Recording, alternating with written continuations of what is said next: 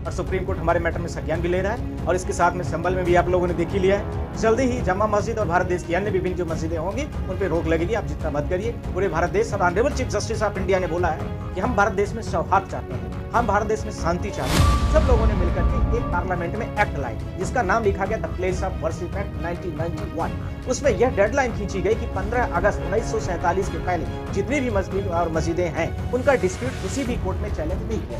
खुदाई होती ही गई भारत देश में, तो भारत देश में ढही हुई इमारतें, ढहे हुए घर और इसके साथ में बेरोजगार लोग और हिंसा युक्त पूरा देश के अलावा इस भारत देश में जो विश्व की सबसे बड़ी आबादी रखता है, इसके अलावा कुछ दिखे। खुदाई का इतना ही शौक है तो भारत देश की अभी बहुत सारी अनस्क्रिप्टेड जो चीजें हैं हड़प्पा सिविलाइजेशन की, इन सारे लोगों को लगा दिया जाए तो मुझे लगता है कि राखाल दास बनर्जी के नेतृत्व में अब दोबारा खोदने की जरूरत नहीं पड़ेगी। ये सारे लोग पहुंचेंगे, खोद के चले आएंगे। मस्जिद के नीचे मंदिर ढूंढा जा रहा है, जामा मस्जिद को टारगेट करने की बात सामने आ रही है, क्या कहेंगे सर? मैं पूरे भारत देश की जनता से कहना चाहता हूं कि देश का सौहार्द बना रहे। इसको लेकर के हमने सुप्रीम कोर्ट में पिटीशन फाइल किया है और भारत देश में लगभग 30,000 के आसपास में मस्जिदें हैं, 45,000 के आसपास में गुरुद्वारा हैं, 27,000 के आसपास में चर्च हैं और इसी के साथ में 20 लाख से ऊपर छोटे और बड़े मिला लिए जाए तो मंदिर हैं। मुझे यह नहीं समझ में आता कि भारत देश में इसकी खुदाई की शुरुआत कहाँ से होगी और कहाँ जा कर के ख़त्म होगी। खुदाई के बाद भारत देश में सिर्फ और सिर्फ जो मेरे पिटीशन का पार्ट भी है, मैंने इस चीज़ को मेंशन भी किया, पूरा डिटेल और डेटास भी दिया है। इसकी शुरुआत यदि खुदाई होती ही गई भारत देश में तो भारत देश में ढही हुई इमारतें, ढहे हुए घर और इसके साथ में बेरोजगार लोग और हिंसा युक्त पूरा देश के अलावा इस भारत देश में जो विश्व की सबसे बड़ी आबादी रखता है, इसके अलावा कुछ दिखेगा नहीं।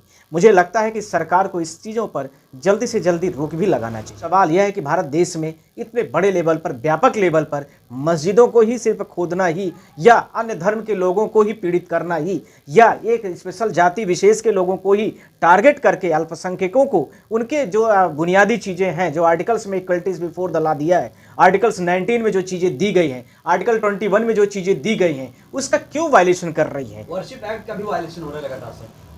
देखिए, मैंने इसको लेकर के पिछले फ्राइडे को पिटीशन फाइल किया था जिसमें Alok Sharma and Priya Mishra versus union of India है। आप सारे लोग देख सकते हैं। भारत देश में ऐसी बहुत सारी पिटीशन आ गई हैं। इसके साथ में मैं आपसे यह बोलना चाहता हूं कि इस पिटीशन के आने का मतलब ही क्या था और उसके ग्राउंड्स क्या है, यह जानना पूरे देश के लिए ज़्यादा ज़रूरी है। जब भारत देश में बाबरी मस्जिद और मंदिर को लेकर के सारे भारत देश में काफ़ी बड़े लेवल पर हिंसा ऐसे फैली जैसे आग में घी डाल दिया जाता है, पूरे भारत देश को पूरे चपेट में ले लिया। तत्कालीन प्रधानमंत्री उस समय पर भारत देश के नरसिम्हा राव जी, उन्होंने और उस समय पर जो तत्कालीन जो अपोजिशन लीडर्स थे, बीजेपी के भी लीडर्स थे, उस समय पर कांग्रेस के भी जितने भी पूरी पार्टीज थी, सब लोगों ने मिलकर के एक पार्लियामेंट में एक्ट लाए जिसका नाम लिखा गया the place of worship act 1991। उसमें यह डेडलाइन खींची गई कि 15 अगस्त 1947 के पहले जितनी भी मस्जिद और मस्जिदें हैं उनका डिस्प्यूट किसी भी कोर्ट में चैलेंज नहीं किया जाएगा। Point number 1। पॉइंट नंबर 2, कोई भी व्यक्ति किसी भी व्यक्ति की प्रॉपर्टी या इससे संबंधित मंदिर और मस्जिद से मामला होगा वो किसी भी न्यायालय पर नहीं जा सकता है, यानी कंप्लीट वायलेशन दे दिया गया। साथ में यह भी बोल दिया, जस्ट वेट, साथ में यह भी स्पष्ट कर दिया गया कि भारत देश में 15 अगस्त 1947 की जो लाइन है वो डेड लाइन मंदिर और मस्जिद के लिए बना दी गई। इसका सिर्फ अभिप्राय यही था कि भारत देश झुलसती हुई आग से पूरे देश को बचाना था। उस समय पर बीजेपी भी साथ में थी और साथ में उस समय के जो सॉफ्ट पॉलिटिशियन लीडर थे, दूरदर्शी जो पूरे भारत देश के जो बड़े नेता थे, चाहे पक्ष के हों चाहे विपक्ष के हों, क्या आज के भारत देश के प्रधानमंत्री में वो काबिलियत नहीं है कि क्या भारत देश को आग में डालना चाहते हो? क्या नरसिम्हा राव के कुछ भी चीज़ों को आप नहीं चरित्रता से सीख पा रहे हैं? क्या ऐसी सारी चीज़ों को लेकर के आप सारी चीज़ों को आगे नहीं बढ़ा सकते? ये सारे मुद्दों को लेकर के हमने ऑनरेबल चीफ जस्टिस से बोला है कि लॉसिप इस देश को बचाइए, नहीं तो ये आग में झुलस के यह देश आग में कई तरीके से भारत विभिन्न खंडों में विघटित हो जाएगा और सिवाय यहाँ पर मरी हुई लाशों वाले अथवा 10 साल में भारत देश का कुछ न कुछ पूरा नक्शा बदल जाएगा। सर, वर्शिप एक्ट का जो वायलेशन हुआ है, कहा जा रहा है कि शुरुआत तो चंद्रचूड़ जी ने ही की थी, उन्होंने ही ऑर्डर दिया था काशी की मस्जिद को लेकर, उसके बाद लोअर कोर्ट्स दे रही है।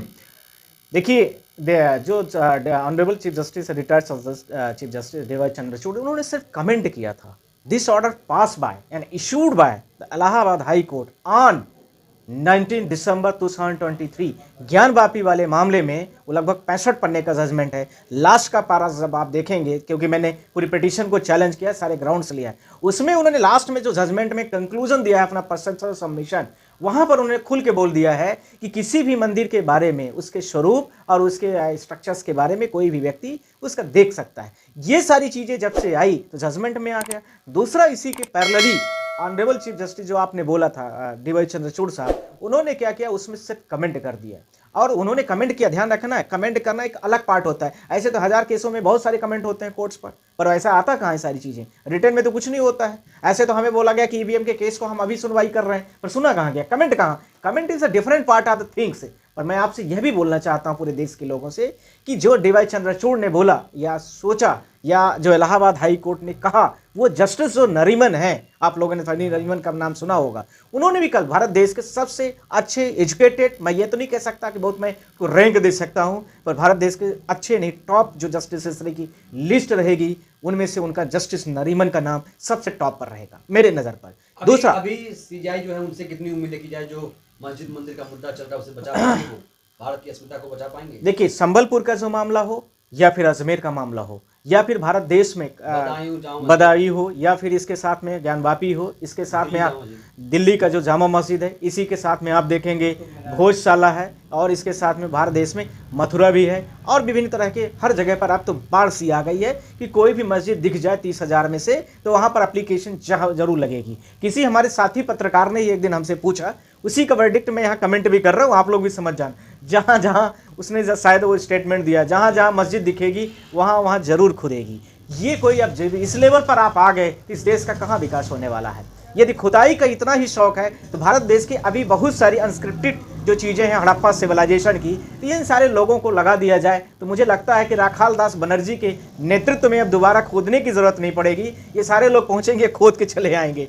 मेरे नज़र में तो ये सारी चीज़ें धर्म और आर्टिकल 25 में जो कंप्लीट दी गई ये चीज़ें, किसी भी व्यक्ति को धर्म के बारे में स्वतंत्रता है, उसके आस्था के बारे में कोई चैलेंज नहीं कर सकता। जहाँ उसका प्लेस है वहाँ पर अपने देवी देवता किसी भी धर्म का समुदाय का हो, उसको कोई भी एक्ट नहीं कर सकता, ना कोई इसको लेकिन सर आजकल डीएनए की ज्यादा चर्चा हो रही, क्या लग रहा है, एक मुख्यमंत्री का इस तरीके से बयान आना कि संभल का डीएनए और बांग्लादेश का डीएनए एक है?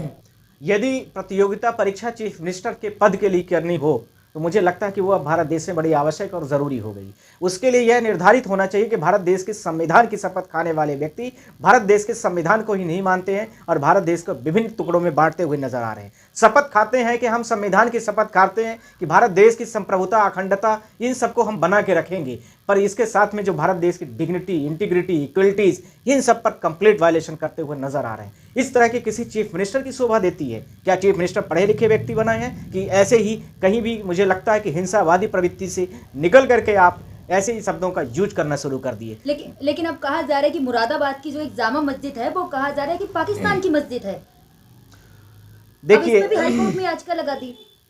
मैं आपसे कहना चाहता हूं कि भारत देश में आर्टिकल 226 में और आर्टिकल 32 में स्पष्ट लिखा है कि कोई भी व्यक्ति कहीं पर याचिका या पिटीशन इंडिविजुअल बेस पर लगा सकता है, पर जो worship place of worship act है वो यही तो कह रहा था कि कोई भी व्यक्ति इन सारे मुद्दों पर, धार्मिक